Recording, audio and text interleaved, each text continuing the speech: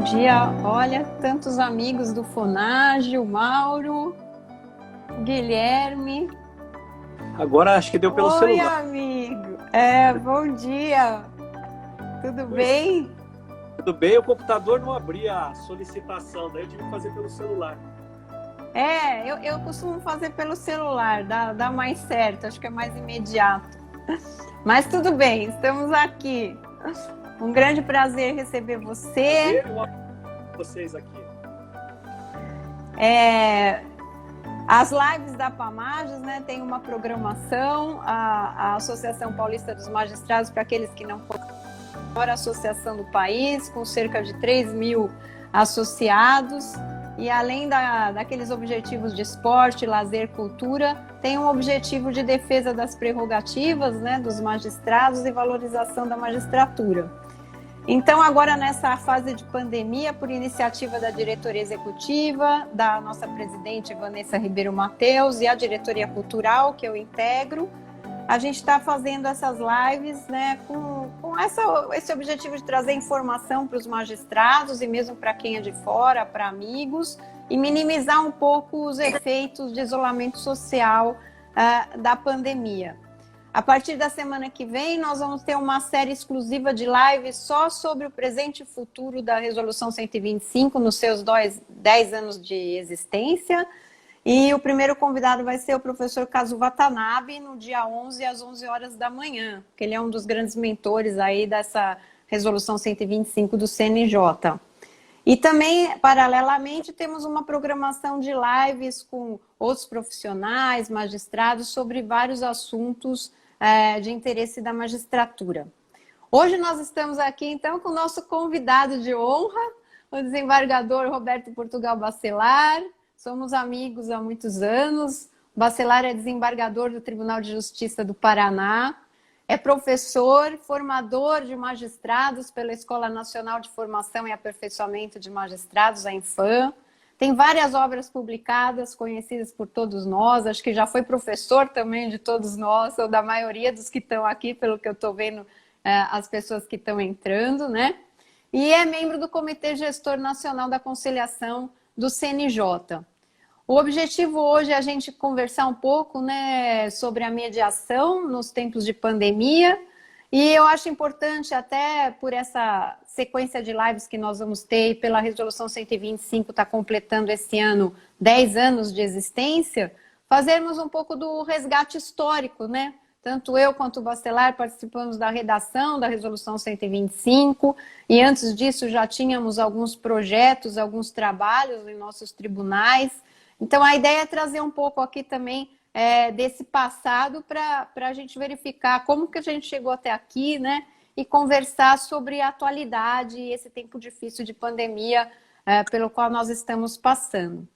Na verdade, o grupo de trabalho que participou da redação da Resolução 125 do CNJ, que partiu também de uma ideia, principalmente da ideia do professor Kazu Watanabe, que tinha já feito uma proposta no Conselho Consultivo do CNJ para o ministro Gilmar Mendes, quando era presidente do Conselho, era composto por algumas pessoas que foram de suma importância para construir isso que está aqui hoje. E eu gosto de recordar os nomes das pessoas, porque muitas vezes o tempo vai passando e alguns daqueles que foram super importantes no momento de criação das coisas acabam sendo esquecidos, né?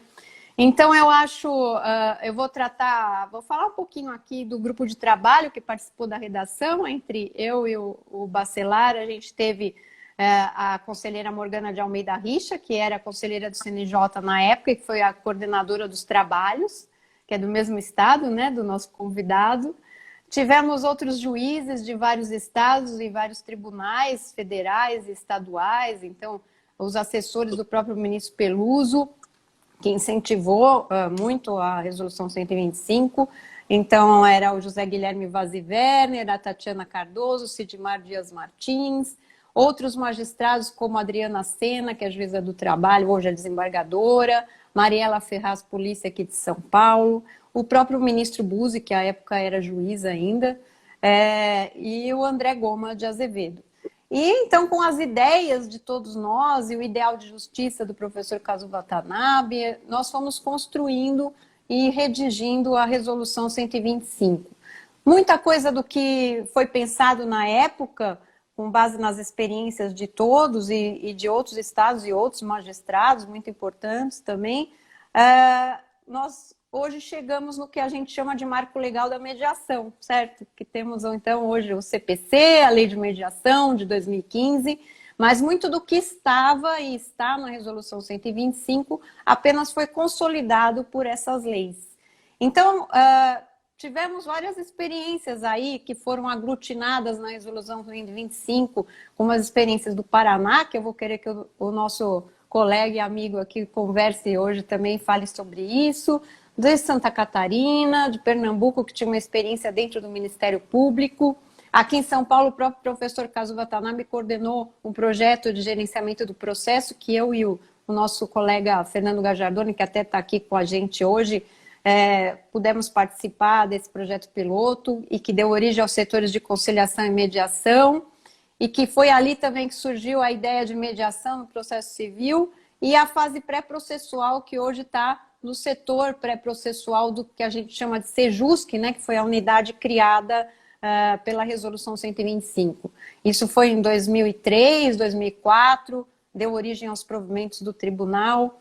Além disso, nós temos o próprio movimento pela conciliação do CNJ, que na época da ministra Ellen Grace, o ministro Buzzi hoje, que na época era juiz, também participou disso e deu origem à Semana Nacional da Conciliação, que nós temos hoje, até hoje, todos os anos, né?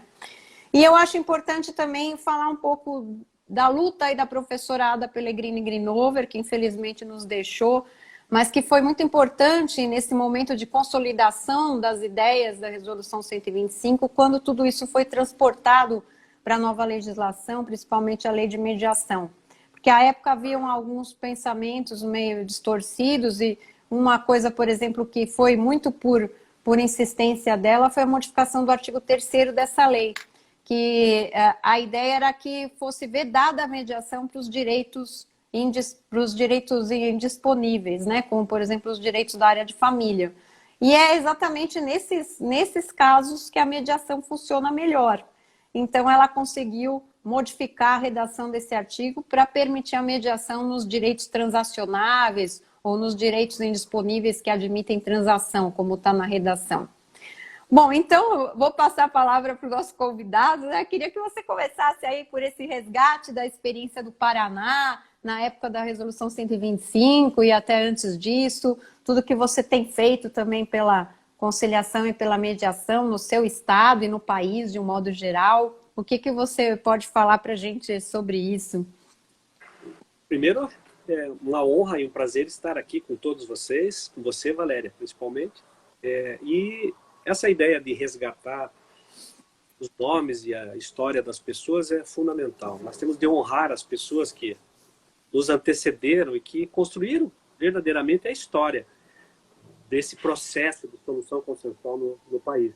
E você quase esgotou aí com todas as lembranças. Eu lembraria até um pouquinho mais anterior a lei do juizado de pequenas causas, as comissões que nós tínhamos na época também da lei do juizado, claro, que já participava o Kazu, já participava Atos Guzmão Carneiro, participava lá atrás o Salvio de Figueiredo Teixeira, a ministra Fátima Nancy Andrighi, tudo Sim. isso, né? E o Caetano Lagrasta Neto, que participava já desse movimento de pacificação muito importante. Então, esse resgate eu acho que é fundamental. Vamos honrar as pessoas que nos antecederam e que ainda estão à frente disso. É exemplo do professor Kazu, né? Que ainda continua nessa luta grande pela cultura da paz, como ele costuma dizer.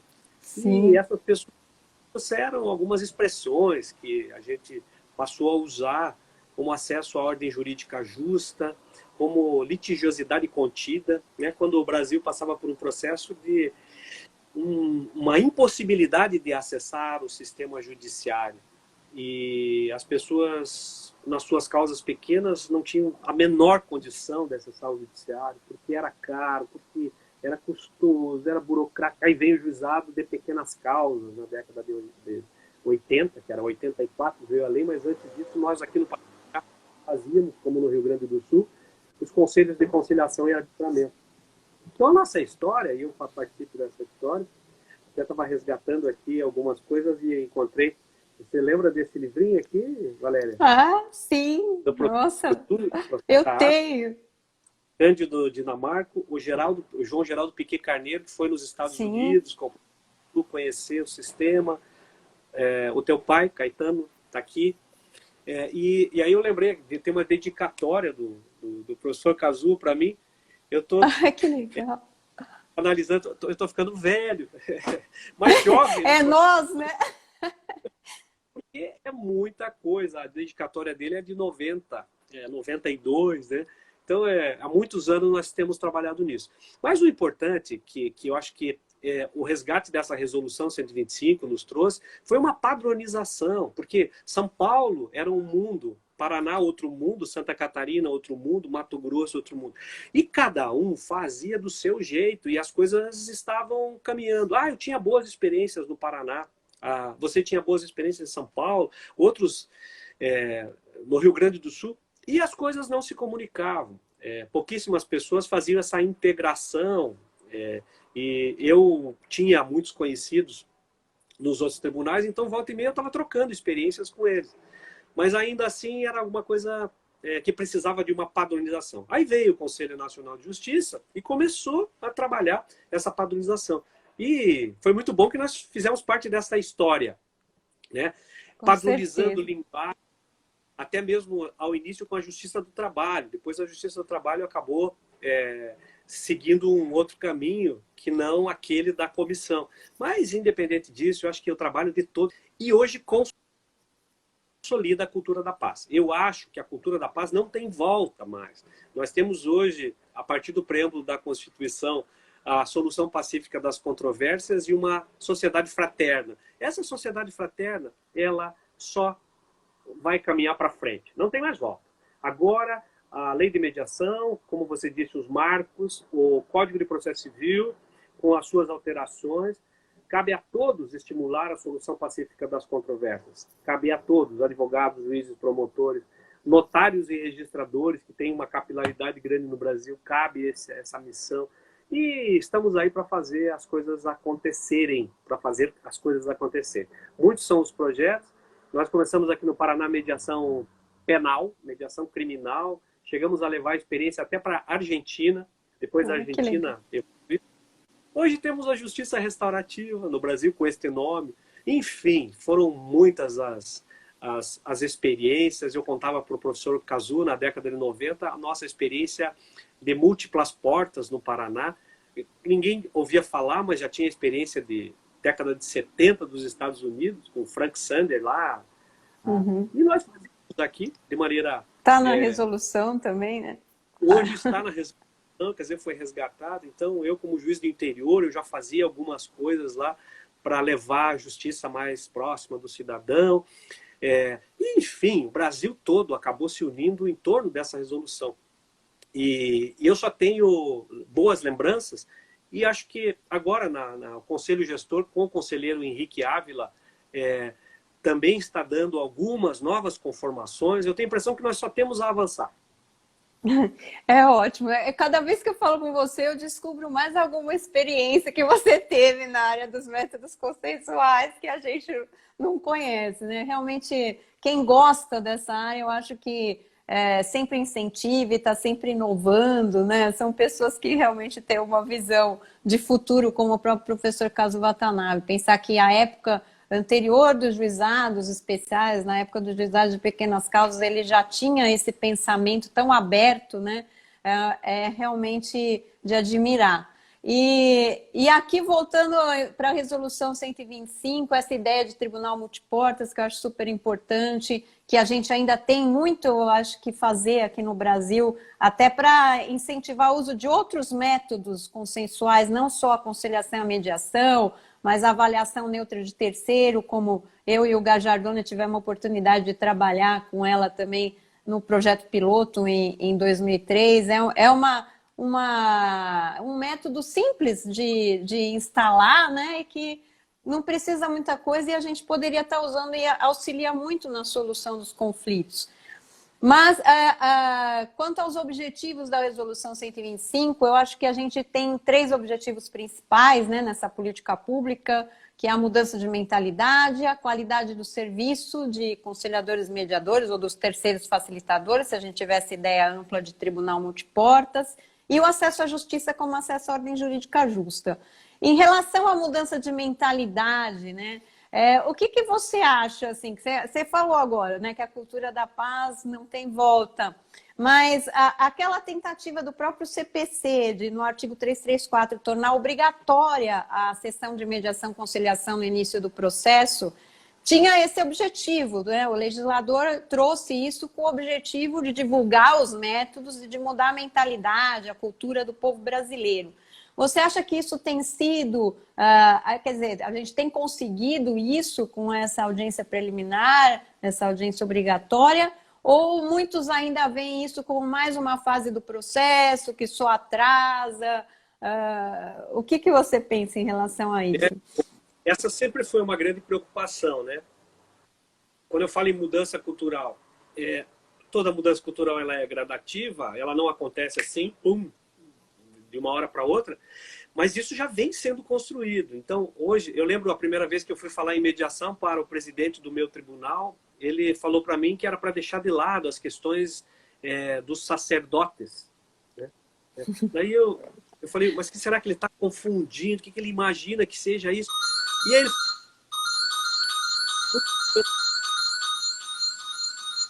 Ai, Oi. Você viu um barulho? Tá. É o telefone da minha casa. Ah, então tá, estamos em casa. A gente está em casa, acontece isso. Eu não tenho cachorro nem filho, mas tenho o telefone. Mas aí, falando então, ninguém sabia o que era mediação, ninguém sabia, mesmo a solução adjudicada, e o processo adversarial, o processo no método adversarial, a conciliação estava lá introduzida de uma maneira fora de contexto. Então, por exemplo, o juiz chegava na audiência, isso já é velho, já é conhecido, mas eu acho que é conveniente nós resgatarmos isso. Dentro de um processo adversarial, a conciliação era um ponto lá. E aí, ao início da instrução, o juiz tentará conciliar as partes. Aí vinha o juiz ou os conciliadores e indagava, tem conciliação? A resposta, invariavelmente, era negativa. Não, não tem conciliação. Né? Mas vamos tentar a conciliação. Isso mudou, isso mudou. Agora, processo de mediação, processo de conciliação. São processos técnicos, são processos, eles próprios, com sua independência, com sua autonomia. E os princípios vão dando esse forma. Por exemplo, aquela ideia, e eu discuti na época do Congresso Nacional, teve uma audiência pública que estava discutindo o Código de Processo Civil. E uma das comissões, eu fui chamado em uma das comissões. E estava escrito lá, no projeto do Código de Processo Civil, e que acabou sendo aprovado, dizia assim, o conciliador não poderá constranger as partes a fazer um acordo. Daí eu recomendei, na época, eu disse, olha, não há necessidade, isso é tão óbvio, é absolutamente óbvio. Ninguém pode constranger ninguém, constranger é crime e tal. Daí vieram alguns deputados, alguns participantes e disseram que eles assistiram audiências, foram parte de audiências em que o juiz obrigava a fazer a conciliação. Então, tanto iam fazer prevalecer isso. Veja, a cultura, se eu disser que houve um avanço, esse avanço já é significativo. Isso já não acontece mais. Então, sim. Por exemplo, uma questão interessante que eu mesmo vi alguns juízes fazerem, a parte tinha chegado a um acordo na conciliação. Ok. Daí o juiz dizia, ok, então fechou o acordo, agora ninguém mais fala. Daí a parte frangida algumas vezes levantava a mão assim, excelência, não fala mais, acabou. Agora não, enquanto pensava assim, não, tem que redigir logo para que ninguém fale mesmo, para que não tenha problema. Medo de que as pessoas desistissem do acordo. E o acordo é delas. O acordo é delas. Não é possível fazer com que isso aconteça. Veja que hoje, guardadas ainda algumas exceções desagradáveis que podemos encontrar por aí, mas o Brasil mudou em relação a conhecer os processos. Sim. E esses processos com independência, com autonomia, valorizando a vontade livre das partes de manifestação e não mais permitindo qualquer tipo de constrangimento ou abuso para que as partes façam a conciliação. Então, nesse aspecto, eu acho que a cultura já começou a fazer valer a sua força. O Brasil hoje é um país que conhece a mediação, é um país que gosta de procurar soluções ainda consensuais. Tem havido uma maior negociação entre as pessoas têm se capacitado mais. Então, me parece que nesse ponto, a mudança cultural da professora Ada aconteceu. E aquilo que o professor Kazuo dizia, da modificação da cultura da litigiosidade, da guerra para uma cultura da paz, ela está em processo de evolução. Então, eles podem se orgulhar do trabalho que fizeram e que nós pretendemos dar continuidade a esse trabalho de implementar no Brasil uma verdadeira cultura da paz. Sim. E ainda nessa questão, né, de conciliadores e mediadores para fazerem a audiência do 334, você acha que a gente já tem, então, essa estrutura suficiente, né, no país para todas as ações no início serem encaminhadas para essa sessão obrigatória de conciliação e mediação? Então, nós temos conciliadores e mediadores em número suficiente. E mais que isso, eu acho... A gente tem que pensar um pouco na ligação, né, que até a presidente do FONAGE, do Fórum Nacional de Juizados, a Janice, que inclusive pediu para te convidar também para uma live lá no FONAGE, ela tem tentado fazer essa ligação dos juizados com o Sejusc, porque se hoje nós temos os conciliadores, né, capacitados no Sejusc, talvez aquela audiência prévia de conciliação dentro do próprio procedimento do juizado pudesse ser feita no Sejusc, ou uma ideia que eu sempre tive, assim, se já tentou uma conciliação no pré-processual do Sejusc, por que fazer de novo a conciliação no rito do juizado? Já tem um termo de sessão infrutífera, poderia dispensar e partir direto para a instrução e julgamento, e usar esses conciliadores hoje cadastrados do próprio do que um conciliador que não tem nenhuma qualificação. Aí eu vejo vários prismas aí, e independente do procedimento, até eu vejo alguns prismas interessantes. Então, primeiro, nós trabalhamos com formação de magistrados, né? Você faz parte desse processo. Eu falava com a conselheira Daldice Santana, lá atrás, há bastante tempo. Falei com o conselheiro Henrique Ávila, agora há alguns dias, da importância os próprios magistrados. Nós trabalhamos com a formação de magistrados, e os magistrados têm uma concepção ainda voltada à cultura da guerra, do litígio e da adjudicação. E muitos deles não designam a audiência obrigatória por achar que a audiência obrigatória não vai produzir resultado. Mas isso na cabeça deles. Entretanto, não cabe mais ao magistrado ficar tentando imaginar se ele não gosta de conciliação, ele acha que a conciliação não vai dar resultado. Não, isso aí não funciona, eu já sei que isso não funciona. A história de vida dele não é uma história de vida que trabalhou métodos consensuais, trabalhou só métodos adversariais. Na universidade ele nunca ouviu falar sobre isso, ele não quer consensuais. É outra geração. Então, esse é o primeiro ponto. Então, o primeiro ponto. Segundo, e que eu falava então com o conselheiro Henrique agora esses dias até, ele justifica que não vai marcar audiência porque também não tem profissionais capacitados.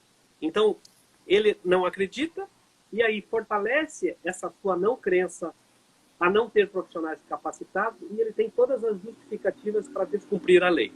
Não está legal isso. Daí, por isso, hoje nós estamos trabalhando em cursos de formação de conciliadores e mediadores, até mesmo em educação à distância, por meio da educação à distância. O que era impensável. O avanço tecnológico permitiu que hoje isso fosse possível, mas ainda assim de uma maneira muito difícil, sem dispensar um estágio obrigatório presencial para desenvolver competência. Bom, ok. Então veja que não tem uma resposta em duas palavras que dê para responder, né, essa indagação. Ainda continua um problema de cultura, de falta de cultura consensual por parte dos profissionais. Esse é o primeiro aspecto. Segundo, necessidade de maior capacitação e ampliação da formação de conciliadores e mediadores pelo Brasil. E o terceiro ponto é melhor utilização dos Sejuscs. Os Sejuscs estão aí como uma porta fantástica e que dentro dela se abrem outras portas. E você tem, então, uma porta estreita e dentro dessa porta e ela começa a se fragmentar. Esse é o conceito de múltiplas portas de acesso à solução adequada do conflito dentro ou fora do sistema judiciário. Me parece que aí o nosso passo é um passo ainda maior. A nossa perna ainda não chegou lá, mas nós vamos ter que dar espaço. Solução pacífica de conflitos por meio de múltiplas portas dentro e fora do sistema judiciário, sendo encaminhadas pelo próprio Poder Judiciário. Porque assim, já me falaram e dizem assim, Bacelar, você defende as múltiplas portas dentro do judiciário? Isso é um erro, isso é um equívoco. E aí eu digo assim, cultura brasileira, para quem conhece a cultura brasileira, sabe que o povo brasileiro vai continuar procurando o sistema judiciário. Bom, se o povo brasileiro vai continuar procurando o sistema judiciário, o exemplo disso são as câmaras de mediação e arbitragem, que já estão instaladas há muito tempo no Brasil e tem poucas causas comparativamente ao direito alienígena, Estados Unidos, Canadá, Austrália. Nova... Bom, por que isso acontece? Porque a cultura brasileira ainda é de procurar o sistema judiciário. Então, junta a fome com a vontade de comer. Traz para o sistema judiciário recepciona aquilo que é adequado para o sistema judiciário, redireciona aquilo que pode ser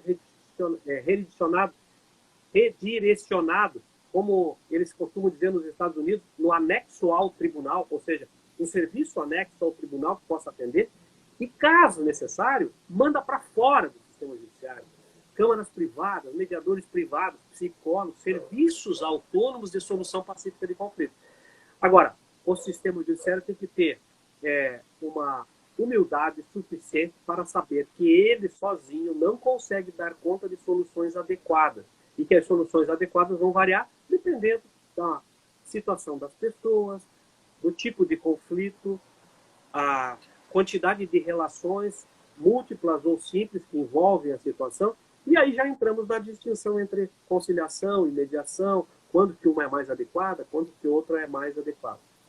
Essa ideia, né? Eu tenho falado isso também, eu concordo plenamente. Assim, o brasileiro, né? Para o brasileiro, ainda o judiciário realmente é a grande porta de entrada da justiça e da solução dos conflitos. Então, eu acho que até isso traz uma responsabilidade maior de nós, né? Do judiciário, porque nós temos que oferecer um serviço de qualidade. Então, nós temos que capacitar adequadamente os conciliadores e mediadores, oferecer um serviço de qualidade, porque apenas assim as pessoas vão conhecer a mediação e a conciliação e vão acreditar, né, nesses métodos consensuais. Porque se forem tratados de uma forma pouco competente, né, diríamos assim, a pessoa vai uma vez nessa sessão obrigatória e nunca mais vai procurar. Nem no judiciário ela vai querer participar, muito menos fora, em câmara privada. Então, a qualidade, eu acho que é muito importante nesse momento de mudança de cultura, né?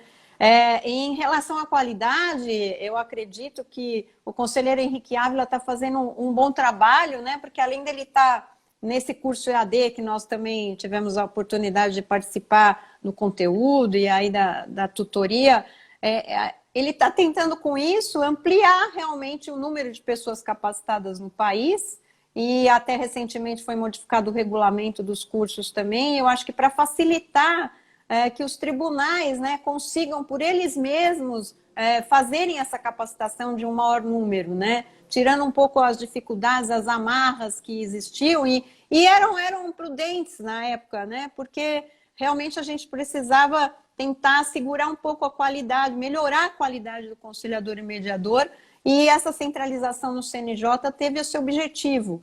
Mas agora, no momento que já caminhamos um pouco, realmente pode soltar um pouquinho aí as rédeas e deixar que os tribunais também se responsabilizem por essa qualidade.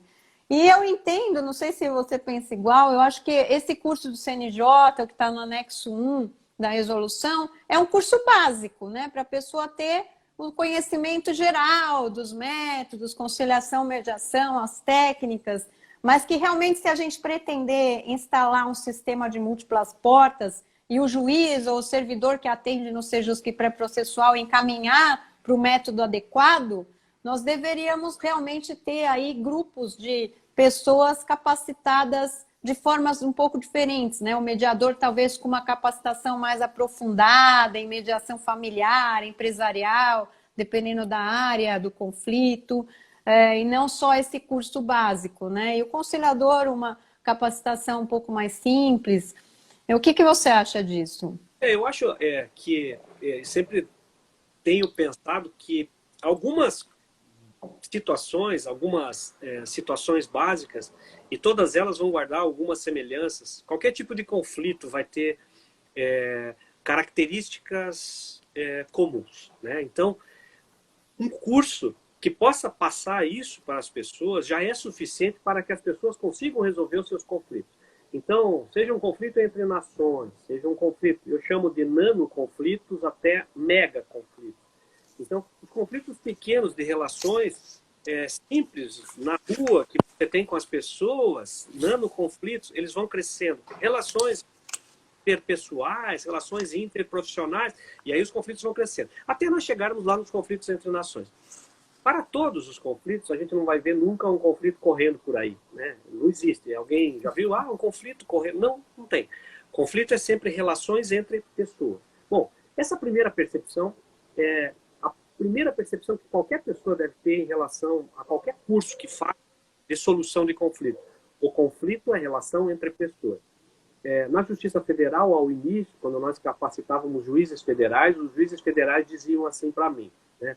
Mas, sei lá, isso aí tem a ver com a justiça estadual, que vocês lidam com picuinhas, com não sei o quê, lá, lá, lá. Para nós, na Justiça Federal, isso não faz sentido. Bom, num certo ponto, isso é relevante que seja falado. Há pessoas jurídicas que não fazem acordo. Ok, mas isso não é um problema da técnica, ou da ferramenta, ou dos métodos. O problema é da pessoa, que representa a pessoa jurídica. Como os representantes das nações. Da mesma maneira, os conflitos eles não surgem porque é uma nação, ele não surge porque é uma pessoa jurídica, ele surge porque a pessoa que representa a pessoa jurídica ela tem uma postura diferenciada. Ainda assim, você tem métodos para poder lidar com isso. Ouvir, saber ouvir. Então, isso todo curso tem que ter. Né? É escutatória mesmo. Tem que aprender a ouvir. Ouvir mais e falar menos. Eu costumo sempre dizer que Plutarco já dizia que nós temos 2 ouvidos e uma só boca, e não é por acaso. Né? É realmente para ouvir mais e falar menos.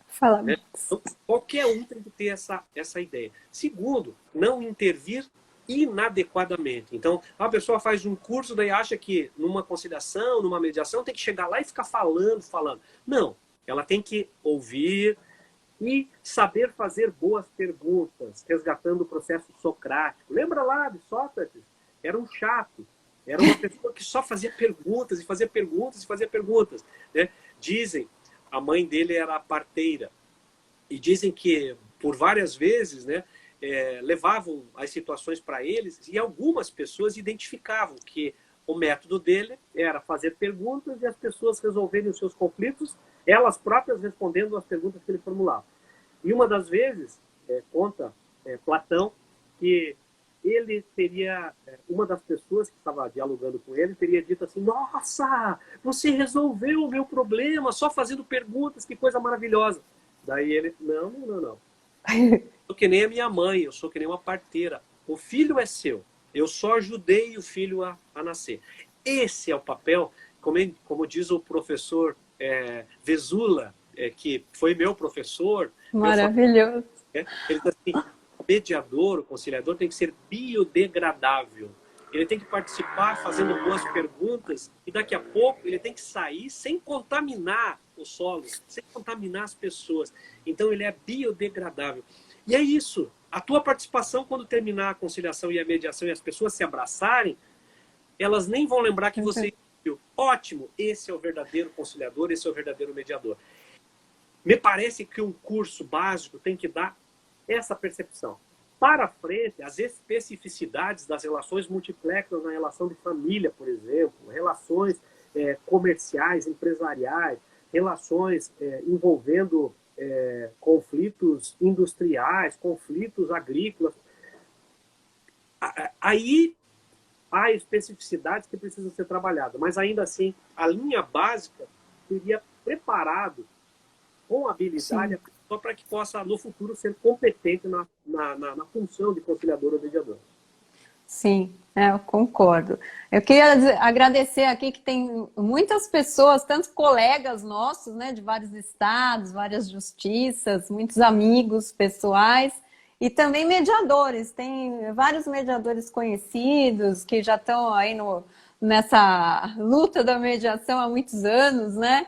E que, então, você está fazendo o maior sucesso, Bacelar, porque realmente as pessoas adoram ouvir você, tá todo mundo elogiando, batendo palma, dando parabéns, muito legal.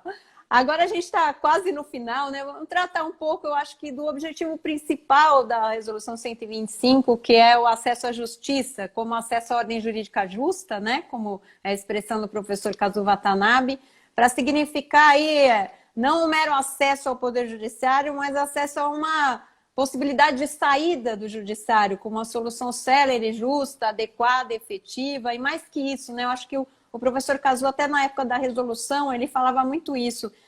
Todo mundo que procura o Judiciário, procura o poder público em geral, ele precisa de uma resposta. Então, ainda que ele não tenha um conflito, mas que ele tenha um mero problema jurídico, que ele necessite de um documento essencial para o exercício da cidadania, uma assistência social, um serviço de assistência social, de psicologia, ele tem que ter uma resposta, pelo menos um encaminhamento. Então, ele até dizia que no Sejus que o maior setor deveria ser o setor de cidadania. E ele funcionando junto com o pré-processual do Sejusc, né, de preferência todos juntos, processual, pré e cidadania, mas que o setor de cidadania deveria ser o maior.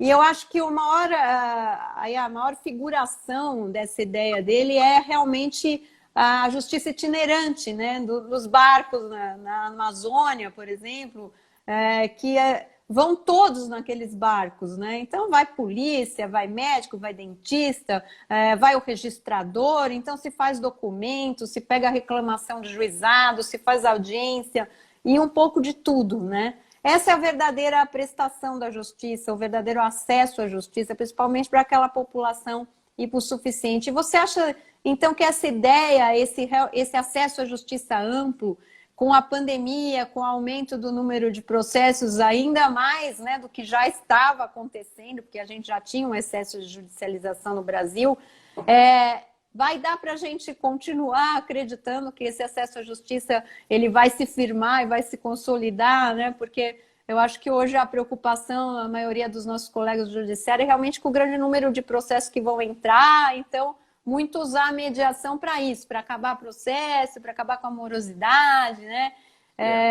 E ainda vem, acho que agregado a tudo isso, agora essa necessidade de sessões virtuais, né? Será que isso realmente vai atender o hipossuficiente nessa sua necessidade de justiça? Eu tenho pensado muito sobre isso.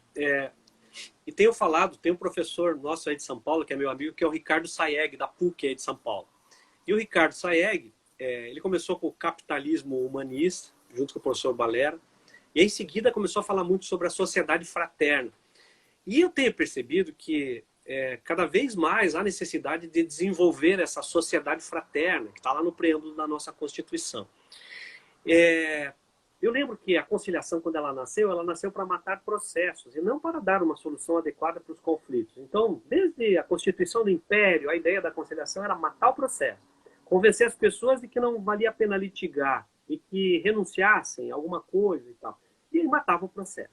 Bom, hoje, a concepção tem sido de que nós temos de solucionar o conflito de uma forma adequada. O juiz pode solucionar o conflito de forma adequada? Em algumas circunstâncias, sim. Advogado pode solucionar o conflito de forma adequada? Em algumas circunstâncias, sim. Promotor de justiça pode. E aí, eu tenho que começar a enxergar agora os Sejuscs como esse setor de cidadania, mas que possa ter parcerias para poder ter lá, inclusive defensoria pública junto. Sim. Eu faço anexo ao tribunal, porque assim, cada órgão, cada setor pode ter a sua independência.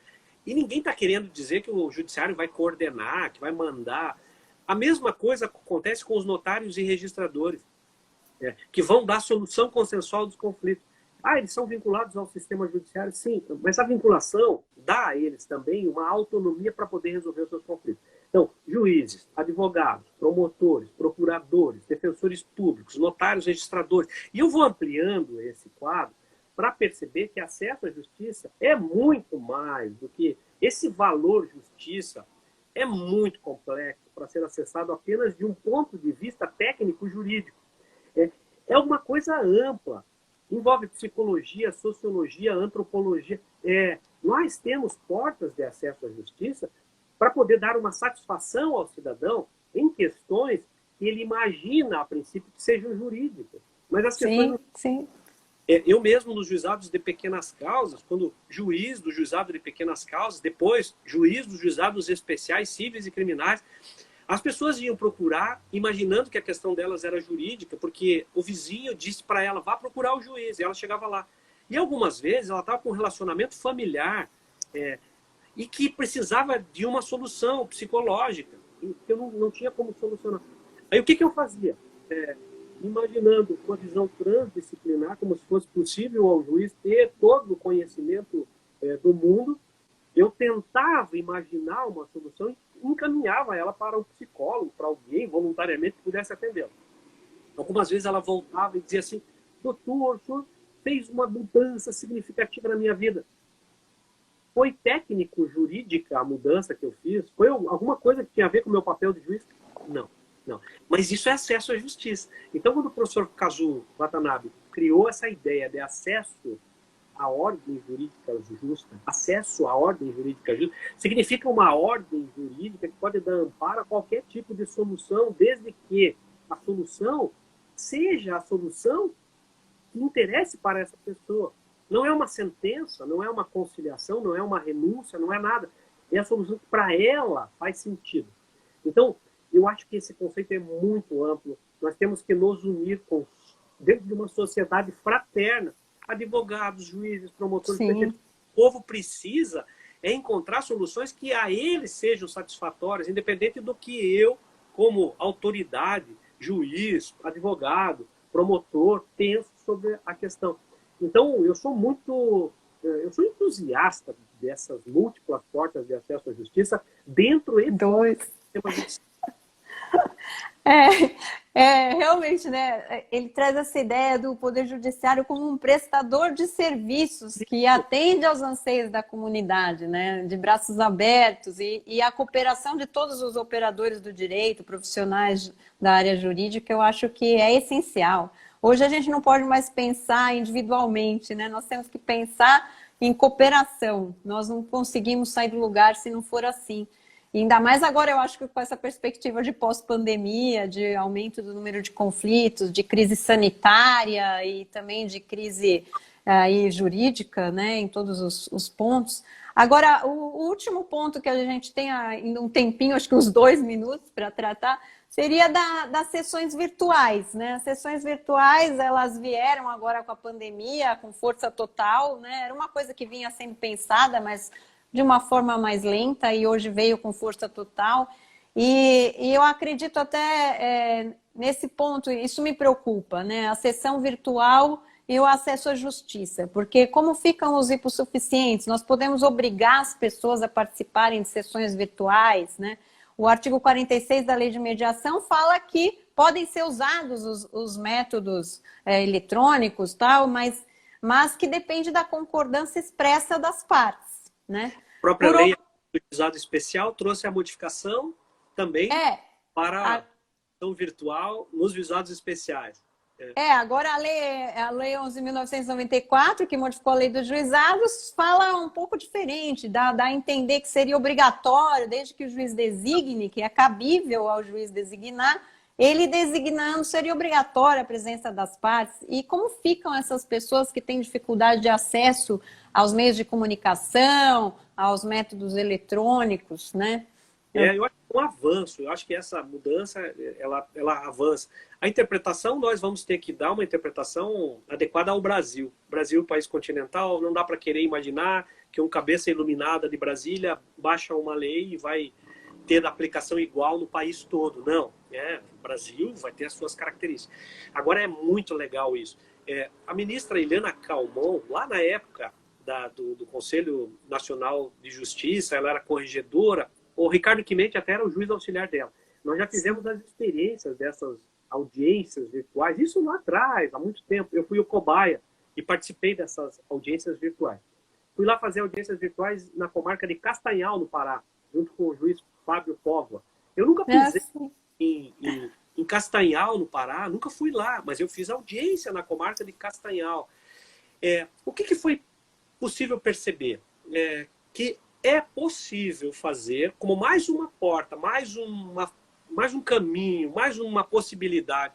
Não que isso deva ser a regra para todos os casos, mas mais um caminho. E a possibilidade de você ter mais facilidade e mobilidade para as pessoas também. Se a pessoa tiver um equipamento e quiser participar da audiência de sua casa, é uma forma de dar mobilidade para essa pessoa. Se o conciliador está viajando, ele pode fazer a conciliação. E assim, eu acho que a evolução tecnológica tem que servir a uma melhor prestação de um serviço público à sociedade. Se for para isso, ela funciona. Se for para ficar obrigando, punindo, aplicando pena, não me parece adequado. Como no Brasil sempre uma norma só produz, desde Ehring já se falava que uma norma sem sanção é uma luz que não alumia, no Brasil segue essa regra, né? Então tem uma norma, tem que ter uma sanção, tem uma norma, tem que ter uma sanção. Nem sempre isso é necessário. A cultura vai acontecer. Eu não vejo essa norma do juizado especial, por exemplo, da Lei 9.099, não vejo que a punição vai ser o resultado adequado. Eu vejo que vai dar mobilidade, facilidade, comodidade para as pessoas, e quando a norma fizer isso, o povo vai começar a utilizar. Eu acho que hoje, assim, com a pandemia, a gente viu claramente, muitos estados estão usando o WhatsApp, né, até para fazer, e como a maioria das pessoas hoje, pelo menos, tem um celular, né, não em todos os lugares, né, populações ribeirinhas, indígenas, tal, mas como a maioria das pessoas tem, isso facilita muito, né, alguns tribunais permitem, outros não, mas é uma questão que vai avançar. Cabe a nós, juízes, eu acho que verificar realmente, no caso concreto, a possibilidade das partes participarem dessa sessão virtual, né? Eu estou com uma experiência lá em Jundiaí, desde antes até do tribunal realmente firmar uma orientação, e a gente fez tipo um projeto experimental, e realmente assim, o resultado tem sido muito satisfatório. Várias pessoas, os advogados, têm gostado muito. Lógico que no começo, né, como toda mudança tem essa resistência, muitos olharam com desconfiança, mas depois que eu expliquei, os mediadores treinaram, aí realmente agora a primeira sessão que foi feita, até o advogado estava no Mato Grosso, a parte em São Paulo, outra em Jundiaí, praticamente todos estavam em locais diferentes, e foi... Então, isso possibilitou, né? Ainda mais agora com o isolamento social, isso possibilitou realmente que houvesse aí a mediação, mesmo com essas questões de distância. Realmente é um caminho sem volta, né? Eu acho que a partir do momento que acabar a pandemia, isso não vai voltar mais, porque realmente facilita para muitas pessoas. Mas a gente tem que ter consciência de que não são todas as pessoas que vão poder atuar assim. E é o que você falou, né? Não necessariamente a gente tem que levar uma sanção para aquele que não comparecer. Tudo deve ser analisado concretamente. Eu acho até que para a sessão virtual a gente pode fazer uma live só sobre isso, porque tem muitas questões, né? Uma delas até... Acho que eu me enganei um pouco no tempo, ainda devemos ter uns 10 minutos. Porque a gente começou um pouco atrasadinho, né? Então eu queria ver... Exatamente isso. Na mediação virtual, né, se a gente considerar mediação e conciliação como métodos diversos, realmente, que é o que está nas leis, na resolução, na mediação virtual, você acha que tem alguma limitação a mediação virtual? Bacana essa pergunta. E você sabe que a gente fez um teste aqui, eu fiz novamente como cobaia, eu presidi uma sessão de mediação virtual. E nós fizemos, então, concessões privadas, inclusive, né? E testando o sistema do CNJ, aquele Cisco do CNJ.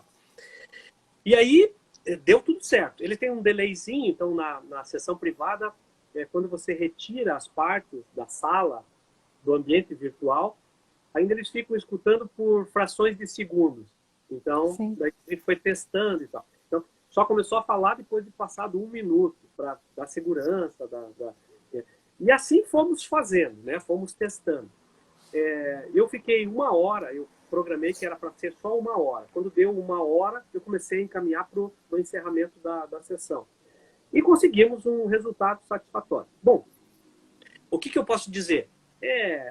Claro que é muito mais gostoso, olho no olho, né? É muito mais gostoso. Mas você que está aí nos escutando e que quer fazer uma mediação, procure olhar para o olho da tela, né? Então, o que eu procurava fazer é pôr a pessoa na minha frente e olhar no olho dela, olhar no olho da tela e conversar, dizendo, você entendeu? E fazer com feedback. O que foi que você compreendeu o que eu disse? Eu compreendi que você me disse isso, isso, isso. É isso. Tá? A confirmação e o feedback recíproco a cada passo me parece uma forma bem legal. Em relação à mediação, essa é a grande preocupação que me parece que a gente deva ter. Já em relação à conciliação é mais simples, né? Até porque a conciliação realmente ela é mais adequada para situações em que não há relacionamento anterior. Se não há relacionamento anterior, eu não tenho que me preocupar com o vínculo que as partes eventualmente têm ou que vão ter para frente. E eu posso ser mais objetivo em relação às questões. Eu posso até mesmo sugerir soluções, como diz a lei, como diz... e muita gente tem uma certa restrição por sugerir soluções. Eu sempre digo assim, depende da forma como você sugere a solução. Se você quiser mostrar, com base nos teus valores, que a solução que você está sugerindo é adequada, porque é baseada em teus valores, as partes não vão aceitar. Agora, se você conseguir compreender os valores das partes, isso você deve saber fazer tanto na mediação quanto na conciliação. E ao sugerir alguma coisa que para ela esteja de acordo com os seus valores, ela vai entender. Por isso, algumas pessoas mais experientes em conciliação conseguem fazer sugestão sem que isso gere qualquer tipo de constrangimento e as pessoas saem de lá satisfeitas porque a solução é baseada em seus próprios valores e não no valor do terceiro, né? Então, na conciliação eu não tenho dúvida, Valéria. As audiências virtuais vão acontecer, então vai ser mais fácil. Na mediação, eu tenho algumas ressalvas que a gente vai ter que buscar um feedback bem próximo. Talvez a demora da audiência possa ser até maior. Fica um pouco mais cansativo, por isso talvez tenha que ter espaços para reflexão. As pessoas não podem... a gente não pode querer que na sessão virtual aconteça da mesma forma que acontece na presencial. Não vai dar. Eu não consigo ter todas as questões daquilo que a pessoa está sentindo, como que eu devo... É difícil. Tem que fazer alguns ajustes, né? Então, o que eu orientei lá os mediadores, até está aqui o supervisor dos meus mediadores, o Fernando Nishiyama, né? A gente tem orientado o seguinte, que façam uma fala de abertura bem completa, né? Que realmente nessa fala de abertura se deixe bem claro o princípio da confidencialidade, que de preferência a pessoa deve estar num recinto separado do resto da família ou das pessoas que moram com ela, que isso é importante, que ninguém esteja ali ouvindo, né? Os outros princípios éticos da mediação, que deixa bem claro que não vai ser gravada a sessão, que se ele precisar conversar com o advogado dele, ou se a gente precisar fazer uma reunião privada, isso é possível pela ferramenta, né, das próprias plataformas, todas permitem, e que a gravação é eventualmente feita, né, por exemplo, lá no nosso caso a gente está gravando só o final, então se tiver um termo de sessão frutífera ou infrutífera, grava o final para concordarem as partes exatamente com a realização virtual e também com aquelas cláusulas que foram firmadas no acordo, porque também a gente tem que fazer essa transferência, não vai ter condição da gente anexar o termo de sessão, mandar para a parte, e se a parte está no celular e não está no computador, não tem impressora, mandar ela imprimir, assinar, digitalizar e devolver, é inviável. Então, ela tem que concordar oralmente, né? São algumas coisas que nós temos que adaptar para o ambiente virtual. E eu acho que outra coisa, o que a gente perde um pouco na mediação virtual é realmente a linguagem não verbal, né? Ontem eu estava com as professoras da GV, a Daniela Gabay, a Luciana Grossi e a Cecília Asperti, a gente fez um debate exatamente acesso à justiça e mediação, e eu estava falando isso, né? A gente perde muito na mediação da linguagem não verbal. Então, talvez falar para a pessoa deixar a câmera mais afastada, né, como agora, para a gente perceber um pouco o gestual, seja importante na mediação virtual, coisa que a gente não precisava se preocupar na presencial, porque já fluía naturalmente, né? Então, eu acredito que sejam esses os principais pontos da mediação virtual, mas realmente a gente ainda vai ter que aprender, né? Todos nós estamos aprendendo. E até queria agora lembrar o Guilherme Baldan, né, de Rondônia, ele colocou que ele participou com você dessa audiência, né, de Castanhal. Isso mesmo. E essa experiência foi muito rica, porque era uma coisa que na época o sistema ainda não era adequado a isso, e a gente mostrou que era possível desde sempre. O CNJ fez uma pesquisa com os advogados e com as partes para saber se elas se sentiram acolhidas, se sentiram ouvidas, e elas responderam que se sentiram. Então, acho que foi bacana, né? Como experiência, valeu. Gente, então, infelizmente, né, acabou o nosso tempo, né, passa muito rápido e tem tantas coisas para a gente conversar, falta agora 1 minuto. Eu queria agradecer a presença de todos esses que estão nos acompanhando e aqui incentivando o nosso debate, né, aos amigos, dizer que é sempre um prazer e principalmente agradecer a você, Bacelar. É sempre uma honra e um prazer conversar com você, aprender com você. Você foi meu professor e a gente continua trabalhando juntos sempre. Espero que a gente continue assim por muitos anos. Muito obrigado. Obrigado e um abraço a todos. Eu estou vendo que está correndo ali várias pessoas manifestando. Um abraço bem grande para todos, um abraço firme aí para todos e fiquem com Deus. Obrigada, gente. Até a próxima.